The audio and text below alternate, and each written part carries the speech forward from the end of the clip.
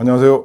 누가 행사의 주인공인가? 사단장 시절 지자체가 주관하는 주민 관련 행사에 가면 내빈 소개가 있습니다. 지자체장부터 여러 국회의원, 시, 군, 구, 의회 의원 등 이름을 일일이 부르며 참석했다는 것을 증명하는데 제법 많은 시간이 소요됩니다. 이어지는 내빈들의 축사는 그야말로 시련입니다. 축사가 끝나면 국회의원 등 정치인들은 자기 축사 후에 사라지고 없습니다. 내빈 소개와 축사 시간이 전체 행사 시간의 절반 이상 됩니다. 그 행사의 진정한 주인공은 누구겠습니까? 당연히 주민들이죠. 주인공을 위한 행사를 해야 하는데 주인공은 뒷전으로 밀린 그야말로 주객이 전도된 행사입니다.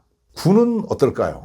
요즘은 이제 과거와 많이 달라졌지만 생도들은 공연에 대한 박수가 비교적 인색에 있습니다. 제가 생도 때 국내에서 보기 쉽지 않은 세계적으로 유명한 리틀 엔젤스나 당시 국내 최고 인기 가수들의 공연이 가끔 있었는데 생도들이 마음속으로는 즐거워서 박수를 치고 싶을 텐데 경직돼 갖고 박수를 잘 치지 않았습니다. 아마 공연 시작 전에 상급 생도의 공연 관람 군기를 잘 유지하라 하는 말 때문이었을 겁니다. 잔디밭에서 진행되는 생도와 파트너 등 한 2,500여 명이 참석하는 대형 연회에도 학교장 이하 장군 등 장교들이 부부 동반으로 참석을 하는데 케이크 절단 외에는 그냥 있다가 갑니다.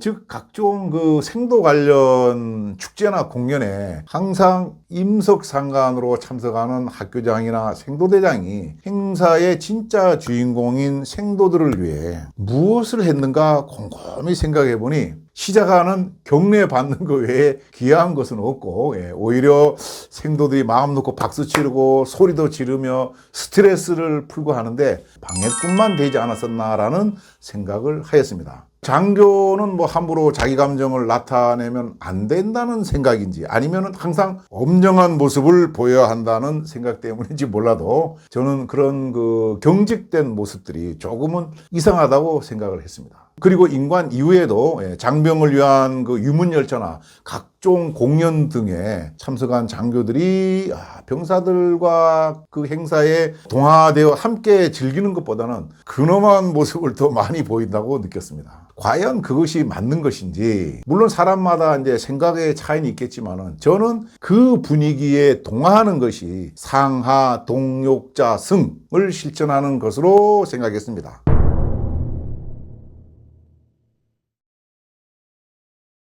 그렇지 않다면 굳이 그런 곳에 참석할 필요가 없을 테니까요. 리더십은 조직 구성원들이 자발적, 의욕적으로 최대한 역량을 발휘하고 몰입할 수 있도록 환경을 조성해 주는 것이라고 할 수 있습니다. 따라서 생도대장은 생도들이 평소에는 엄격한 군기를 유지한 가운데 생활토록 훈육하고 축제, 공연 등에서는 자발적, 의욕적으로 즐기는 역량을 잘 발휘하고 재미있게 즐길 수 있도록 환경을 만들어줄 책임이 있다고 봅니다. 제가 생도대장으로 근무하던 어느 날 참모가 생도의 날 행사 관련 내용을 보고했습니다. 보고를 받은 후 생도의 날 행사 때 주인공인 생도들을 위해서 생도대장은 무엇을 해야 할까 고민하다가 지나가는 소리로 참모에게 물었습니다.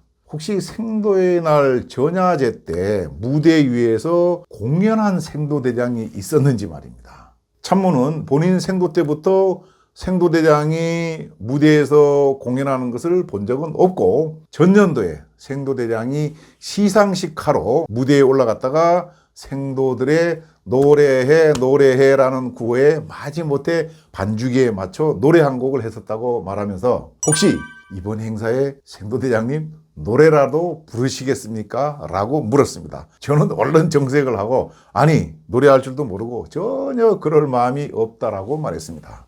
그리고 그날 퇴근길에 군악대에 가서 담당관에게 생도의 날 전야제 때 노래 2곡을 부르려고 하는데 한 곡은 준비가 되어 있으니 신나는 노래 한 곡을 선곡해달라고 부탁했습니다. 담당관이 바로 심신의 오직 하나뿐인 그대를 추천하길래 지금이 2010년인데 그 노래는 20년 전인 1990년 노래라 생도들이 모를 테니 다른 곳으로 추천하라 라고 했더니 아닙니다. 요즘 그 노래가 노래방에서 인기 순위 4위 안에 들어가는 등 생도들이 잘 아는 노래입니다 라고 말했습니다. 그런데 템포도 빠른데다 엇박자로 시작하는 오직 하나뿐인 그대는 쉽지 않았습니다. 다음날 퇴근길에 다시 군악대에 들러 연습해보니 역시 만만치 않았습니다. 3일차에 이거 안 되겠다 라고 포기하려고 하는데 군악대 담당관들이 아닙니다. 생도대장님 어제보다 훨씬 좋아졌습니다 라는 칭찬에 다시 용기를 갖고 계속 하기로 하였습니다. 그리고 저녁에는 심신의 동영상을 찾아서 마이크 잡는 것부터 권총춤까지 이제 연습을 했습니다. 어느덧 생도의 날 전야제가 있는 날 강당에서 생도들 리허설이 끝난 후 몰래 리허설을 하는데 역시 박자가 잘 맞지 않았습니다만 조금 틀려도 괜찮아. 나는 가수가 아니잖아. 그저 생도들이 즐거우면 되는 거지 라고 생각하였습니다. 생도대장이 노래를 한다는 것은 군악대 몇몇 장병 외에 생도대 훈육 요원이나 생도들 아무도 몰랐습니다. 심지어 제 전속부관이나 운전병도 몰랐습니다.